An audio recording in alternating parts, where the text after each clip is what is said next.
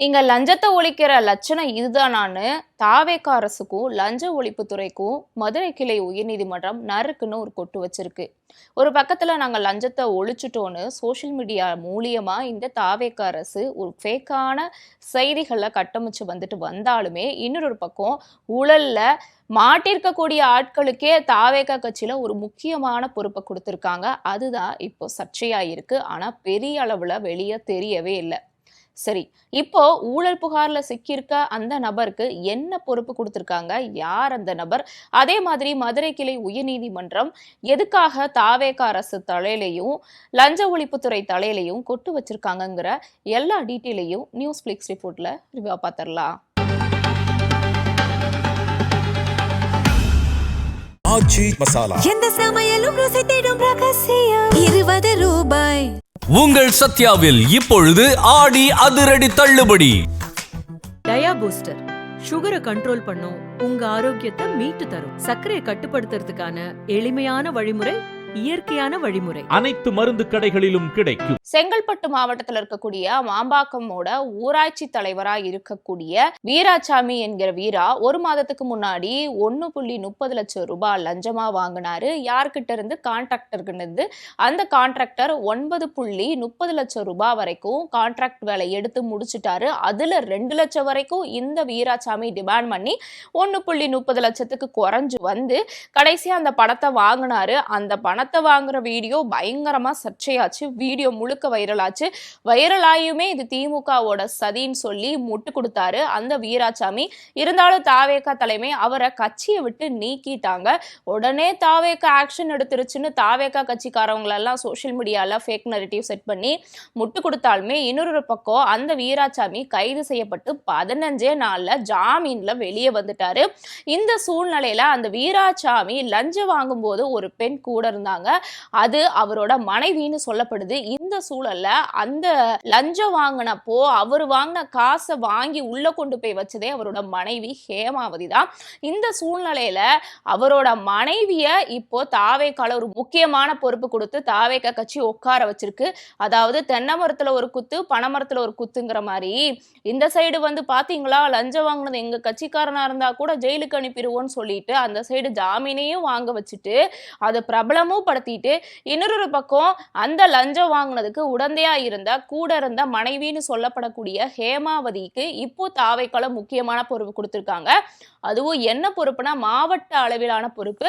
அந்த பொறுப்பு அப்படி என்ன கொடுத்திருக்காங்கன்னா, அவங்களுக்கு தாவேகாவோட மாவட்ட கழக இணை செயலாளராமா.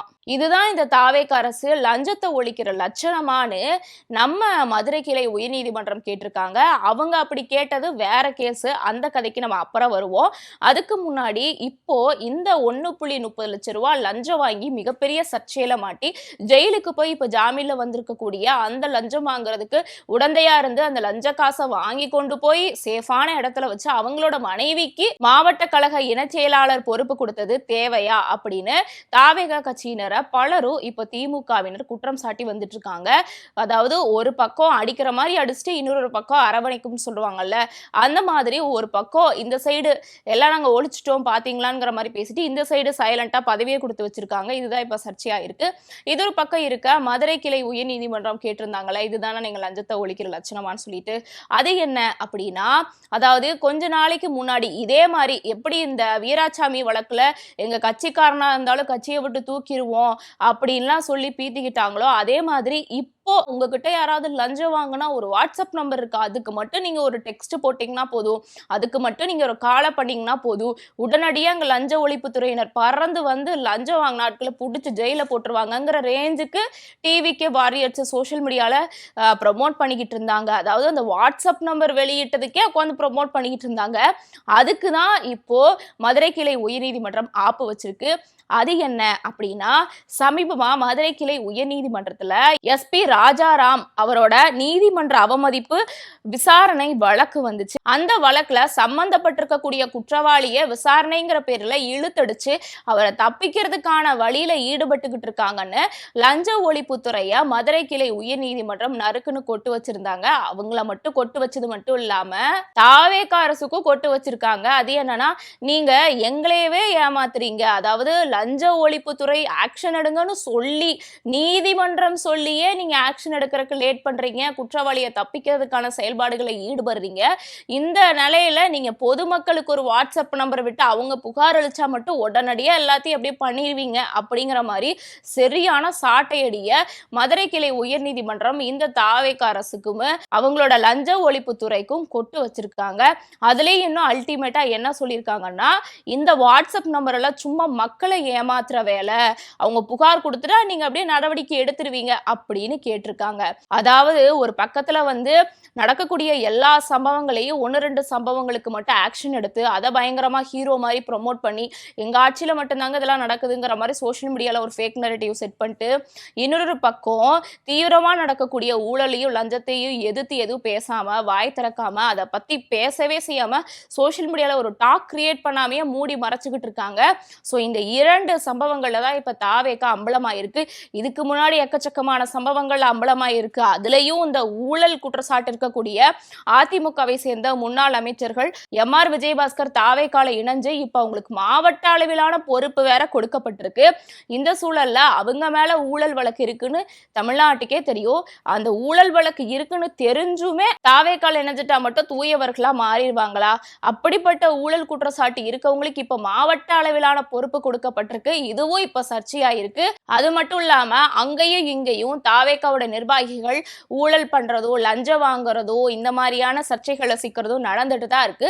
ஆனா தாவேக தலைமை தெளிவா இதை பத்தி பேசாம, இதை பத்தி சோஷியல் மீடியால ஒரு டாக் கிரியேட் பண்ணாம சிஎம் பண்ற கியூட்டான மொமெண்ட்ஸ்ன்னு சொல்லி ரீல்ஸ் கிரியேட் பண்ணி ப்ரொமோட் பண்றது மட்டும் இல்லாம வட இந்தியா அளவுக்கு ஃபேன் பேஸ் கிரியேட் பண்ற அளவுக்கு வேலையை பார்த்துக்கிட்டு இருக்காங்க.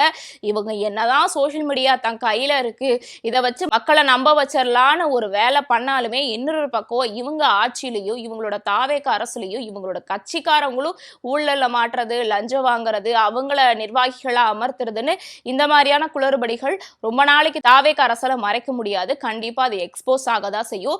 அந்த மாதிரி இப்போ இந்த லஞ்ச ஒழிப்புக்காக வெளியிட்டாங்களே ஒரு வாட்ஸ்அப் நம்பர், அதுக்கு நீதிமன்றமே நறுக்குன்னு கொட்டு வச்சிருக்கு. இதெல்லாம் தேவையில்லாத வேலை, நீங்க புடுங்கிறது பூராவுமே தேவையில்லாத ஆணிதான் சொல்லுவாங்கல்ல, அந்த மாதிரி சொல்லியிருக்காங்க. அதே மாதிரி லஞ்சம் வாங்கிட்டு ஜெயிலுக்குள்ள போயிட்டு வந்தவரோட மனைவிக்கு இப்ப தாவேகால முக்கியமான பொறுப்பு கொடுக்கப்பட்டிருக்கிறதும் சர்ச்சையா இருக்கு. C Vijayabaskar, MR. விஜயபாஸ்கருக்கு இப்போ மாவட்ட அளவிலான பொறுப்பு கொடுக்கப்பட்டிருக்கிறதும் சர்ச்சையா இருக்கு. ஸோ இதுதான் இப்போ தொடர்ச்சியான ஒரு பெரிய கதையா போய்கிட்டு இருக்கு. இந்த தாவேக அரசுல தொடர்ச்சியா நடக்கக்கூடிய அந்த ஊழல் புகார், லஞ்சம் புகாரை பத்தி என்ன நினைக்கிறீங்க? இவங்க என்னதான் இந்த தாவேக அரசு ஊழலை ஒழிச்சிருச்சு, லஞ்சத்தை ஒழிச்சிருச்சுன்னு ஒரு பக்கம் பேசிட்டு இருந்தாலுமே இன்னொரு பக்கம் இதெல்லாம் நடந்துகிட்டு தான் இருக்கு. ஆனா அது பொதுமக்கள் கண்ணுக்கு தெரிய விடாம செக்யூர்டா பாத்துக்கிறாங்கிறது தெரிய வருது. பழனியில எப்படி ஒரு கோயில் நில மோசடியில தாவேகாக்கு லிங்க் இருக்குன்னு சர்ச்சைகள் உண்டாச்சோ, அதே மாதிரி இப்ப திருப்பூர்ல தாவேகா கட்சியோட நிர்வாகிகள் பண மோசடியில ஈடுபட்டு இருக்காங்க. இந்த சதுரங்க வேட்டை படத்துல வர மாதிரி ஒரு மிகப்பெரிய ஸ்கேமே பண்ணிருக்காங்கன்னு இப்ப கைது உள்ளாக்கப்பட்டிருக்காங்க. அதுவும் கோவையோட சைபர் கிரைம் அவங்களை கைது பண்ணிருக்காங்க. தொடர்ச்சியா அந்த தாவேகா அரசுல ஊழல் பண்றதோ லஞ்சம் வாங்குறதோ தொடர்ச்சியா நடந்துட்டு வந்துட்டே தான் இருக்கு. இவங்க ஒன்றும் தூய சக்தி எல்லாம் கிடையாது, மாற்று சக்தி கிடையாதுங்கிறது மெதுவிதமா மக்களுக்கு புரிய ஆரம்பிச்சிருச்சு. இதை பத்தி நீங்க என்ன நினைக்கிறீங்க? மறக்காம உங்களோட ஒப்பீனியனை கமெண்ட்ல சொல்லுங்க. நாளைக்கு வேற ஒரு வீடியோவோட சந்திக்கலாம். நான் சிலம்பு செல்வி.